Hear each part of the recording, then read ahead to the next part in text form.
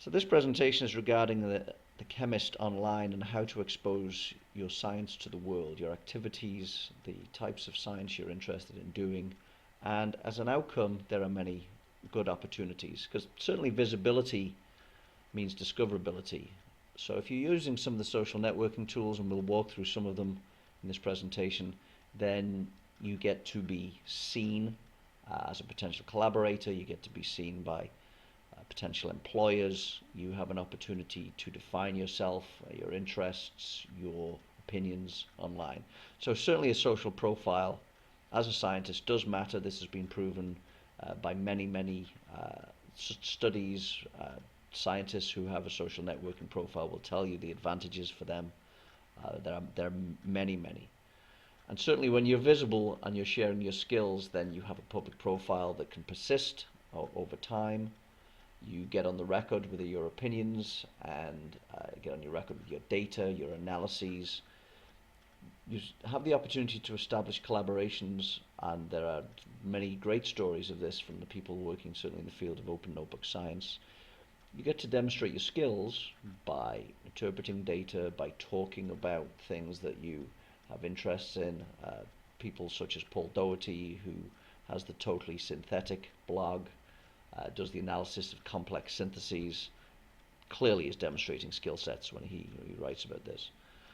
There are also increasing opportunities to be measured using alternative metrics, and we'll talk a little bit about that. Certainly the classical metric of where you publish and how many citations you have is insufficient today to represent your contribution to science. It's actually been insufficient forever, but it has been the primary one. But now with the modern tools, there are abilities to track your contributions in so many other ways. And by participating online, by reading blogs and commenting, by writing articles on Wikipedia, by editing articles, you can certainly contribute to the public peer review process. Scientists are already quantified. They're quantified in various ways. Stats are gathered on them and analyzed, whether this is impact factors or the H-index or number of students that a scientist might manage, where those students go on to be scientists. Employers can find those stats commonly using the online tools, certainly Web of Science, Thomson Reuters, the researcher ID, etc. The performance, these quantified performance measures will influence tenure, of course, and many of these are already happening without your participation, other than producing output that is measurable, primarily scientific publications. There are various of these quantified numbers, of course, as mentioned, impact factors, H-index, but there's so many variants around at this point. Here's an example of a number on ResearchGate. This is myself. I'm a 37.38. It says that my score is higher than 95% of ResearchGate members. It's not a measure per se of my quality as a scientist. This is a measure of my representation on ResearchGate. And because I have put work into exposing my work, my publications, my data sets on ResearchGate, and because I've actively made myself discoverable, that has given me a very high profile. It does not mean that I'm in the top 95% of scientists, for sure, but it does say that I have a score that's higher than the ResearchGate members 95% of the time. And these are the types of abilities that I have by putting my information up onto ResearchGate. People are downloading my publications. They count views in a week. They count downloads, total publications, and you can see here there's almost 45,000 total views of my profile since I set this up. That's a lot of views, that only by being present on ResearchGate, of course, that I'm having. The AltMetrics manifesto at this hyperlink tells us that the impact of a scientist should be measured by more than simply their peer review articles and the citations to that. There's our contributions to open source code, there's our contributions to open data, there's whether our data makes it into public domain databases for download. There are the conversations I participate in on Twitter and Facebook and other other forums, of which there are so many today online, and the usage of my articles, the usage of the data contained within my articles, etc., etc. It's a very, very complex uh, mashup of all of the representations of my contributions to science. This is work in progress. It is fleshing out with time, and there are some very high-profile players in this area. Impact Story is one that is very well known. Here's an example of looking at the Impact Story page on some of my articles. You can see the badges on the right hand side. You can see how often I'm cited, and you can actually hover over any of those badges and it gives you real statistics. Gives you details of things like mentions of the articles in Wikipedia, mentions in PubMed, etc., etc. So just go check out Impact Story directly. There's another player in town now, which is Plum Analytics. Plum is very new to me. I've been using it for a couple of months. I have an example profile up here that they were kind enough to set up, and they measure me by various things. They call them artifacts, so presentations, articles, videos online on YouTube, things like that. And you can see a whole breakout about these at the bottom of the slide.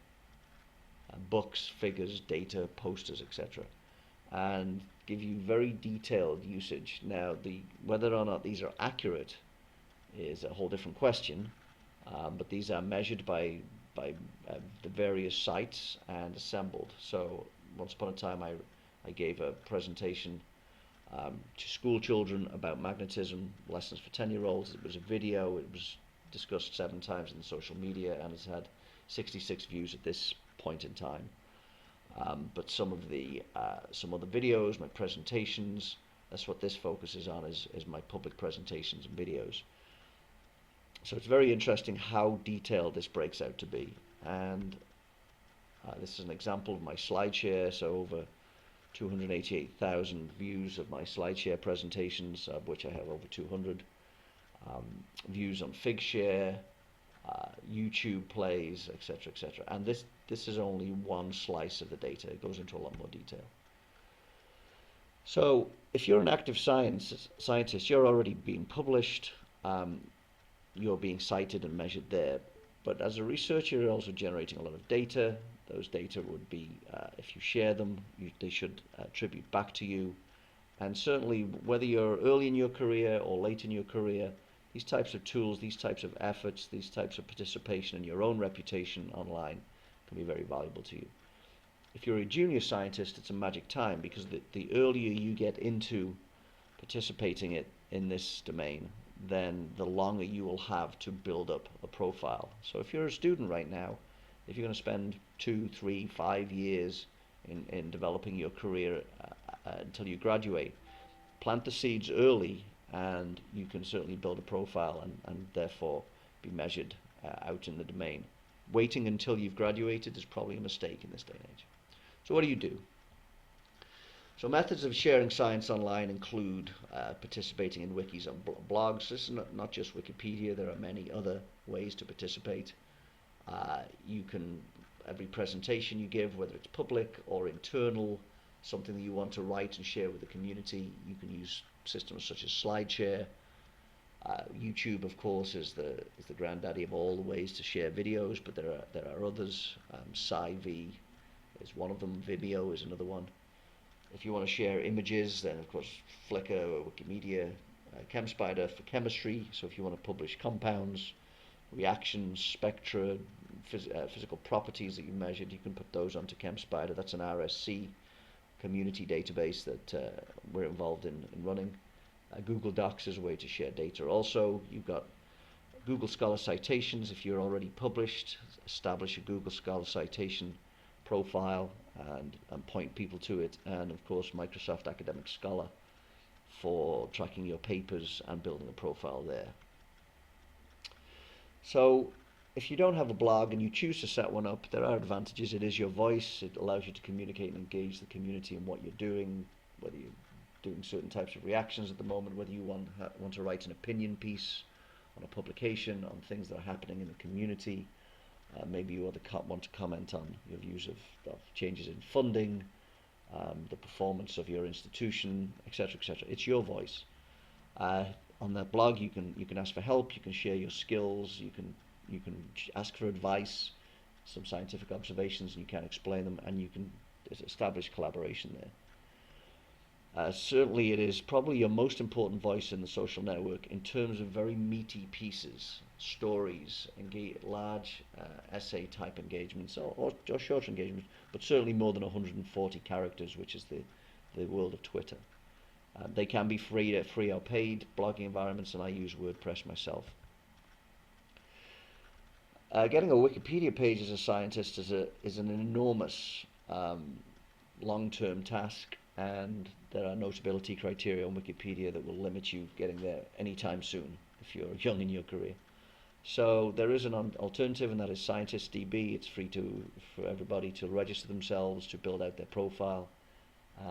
It's very simple to get to. You write your own article on ScientistDB. It is community policed, so it is watched, but it is your page, so you get to control it. But if you make edits, of course, and change things that maybe somebody else has added about you, then that's all in the record.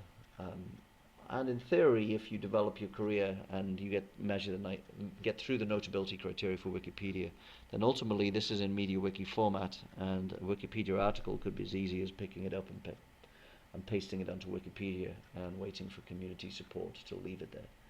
All content is under standard Creative Commons by attribution licensing, standard on Wikipedia. Twitter, of course, very well known now, 140 characters to connect, to communicate, to share information. I use it primarily to get bite-sized nuggets of information that lead me into more detail on articles.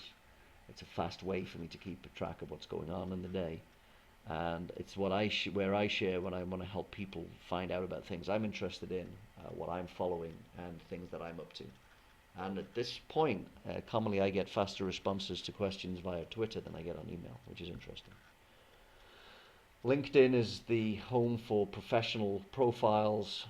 It allows you to expose your entire work history, your skills, your membership organizations that you're involved with, and your profile can be watched quite significantly. It's very common for me to have a few tens of people looking at my profile in a week. Who you are linked to says a lot about what you do, who you are, what you're involved with. So make sure to actively get engaged with people in your domain, as their activities can also show up on LinkedIn and be beneficial to you. This is a place for professional relationships to be established, and it's not Facebook. I prefer to keep Facebook for my friends. This is what it looks like. This is an example of my page. It gives you an overview of my career progression, very detailed pages that scroll down.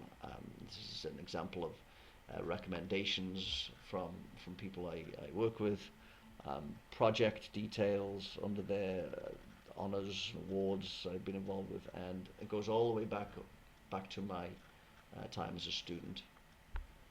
Also gives an opportunity for people to endorse you for your activities, and in this case a pile of people have come along and endorsed me in certain areas of science that I've participated in, or I've written in, or I've given opinions on. So it's interesting to see how people see you actually. As I commented, SlideShare is a great place to share your presentations, but this isn't just PowerPoints. It can be movies, it can be your PDF files, open access articles, your preprints, your internal reports once they can be shared publicly, your posters, etc., etc. Be cautious of copyright and how you want to license the content. Very simple to do. Simply upload the file of interest. Make sure the title is appropriate. Add a description and some tags, and whether or not you want to allow it to be downloaded. This is an old slide. I think I'm over 300,000 views at this point. And people are tweeting about it and making comments on it and downloading it. And you get these types of emails in your account once a week into your email. So if you are already publishing, the question is, where do you manage your publications? And around your publications, can you share them with the community, and can you get people to engage with you around your publications? So I share my activities in many places. They're all pretty much connected together. So in a very simple couple of clicks, it goes off across a whole series of social networking tools.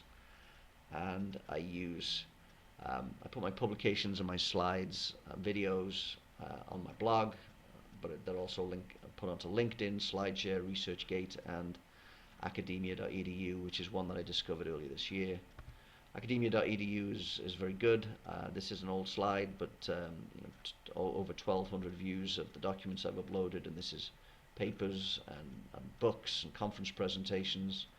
This is a work in process because I have to get all of my presentations up, and in order to put them all in place, I have to do each manually, so it can take a while for me to get this fully up to date, but work in progress.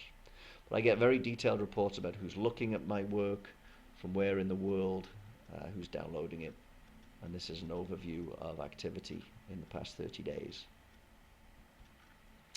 I also use Mendeley for keeping track of my publications. There are others. There's the ACS ChemWorks, which is out. There's Papers if you're a Mac user.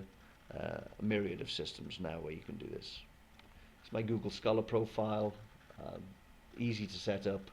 Literally went onto Google Scholar, found a publication with my name on it, and used that as a start point to pull together all of my articles that have been published. They then assembled the citations automatically, and I did a very, very minor pruning to get it to be accurate. Similar things can go on Microsoft Academic Scholar. They have some very interesting visualization widgets. It shows my co-author graph on Microsoft Academic Scholar. Some very nice ways of seeing the people I've co-authored with. Now, this is not just about sharing your output, not just your PowerPoints and your presentations and your publications, but share science. So actual work that you are doing in science can also be contributed to the world now via the various platforms. Various ways to share data sets. Of course, if you're coding and you have permission, share your open source code. Maybe you're deriving predictive models from your data, share your models, share your figures. And there is the extreme of becoming an open notebook scientist, where people are putting their data onto wikis and blogs as fast as they can after generation. Of course, if you're a student, you need permission and support to do that from your supervisor. At the RSC, we're encouraging participation in contributing data, certainly into our systems such as ChemSpider and ChemSpider Synthetic Pages, and we're growing an entire data repository, and we're going to encourage people to participate with rewards and recognition. For example, if you publish on ChemSpider Synthetic Pages, which is a database of synthetic procedures that you write up, it's like a mini publication. It's a single synthesis that you write up into a template, and it has a DOI, so it becomes a citable object. There's some very high traffic that comes through the site. Then we're going to be issuing rewards badges to everybody who actually contributes to CSSP. Here's some examples: the first step badge, the stereo control badge, 25 CSSP pages contributed. And this will feed back into the RSC profile that we're building now, which will be a place for you to manage your part of your reputation online, your activities, linked out to the ORCID ID, which is the Open Researcher Contributor Identifier, Awards and Achievement linked in, and this is presently in development. If you participate in adding, curating data, annotating data on any of our systems, we're also going to capture that information and make sure that those participation events feed back to both the profile but also out to the AltMetrics engines. So if you contribute 1,000 compounds and 100 spectra and curate 200 records, we're going to make sure that all of those quantitative measures of your participation are pushed out to the system. And the systems would be Plum Analytics, for example, Impact Story, and anything else that comes up. Here's an example of where a user can see an image. This is an image directly out of a publication, and that's been converted algorithmically over to this structure, and now we need somebody to validate that it's correct. So it's the review process, and we will capture that activity and make sure that it's made available. This is ChemSpider synthetic pages that I was mentioning. Some of these publications, they are micro publications, if you like, get very high exposure. So here we see the number of hits on specific scientists. Many of these are very junior scientists, students, PhD students, and you can see that when you're getting upwards of 90,000 hits, that Melanie is getting a lot of traffic here to her work. And ultimately we do intend to push this out as activities around the ChemSpider database and others of our activities. So social networking for scientists, we believe, is increasingly important. To say that the web has changed the way we interact and the way we move information around, clear, absolutely obvious. And the representation of yourself as a scientist on the web is only going to become more important. You can choose to participate or not. You can choose to just be a user and a consumer of the web, or you can choose to be a participant on the web by exposing your work, your science. And we believe that is highly advantageous if you choose to do that. So it's not only this, there may be a selfish aspect, if you wish, about sharing your science and your data online to get attention. But think of the contribution to science if people are using your data, are attributing your data, consuming it to create models, etc. That is ultimately a contribution to science. And we believe that the more scientists who can start to participate in this way, the greater the contributions to science. If you imagine that all you will ever get measured on is your publications and how often you are cited, the question to ask yourself is, how much science do you do that will never get published? How many reactions do you perform where the synthesis does not proceed to conclusion, where you do not get the expected result? Nobody's going to publish in the Journal of Failed Experiments, but the opportunity to publish on reactions that have not gone the way you expect, to put out the analytical data, the spectra of intermediates that will never necessarily be cited in publications, maybe not even make it into your thesis. How much investment in time, money, effort is made, where is lost and never published? Think about the contributions to science if you chose to participate.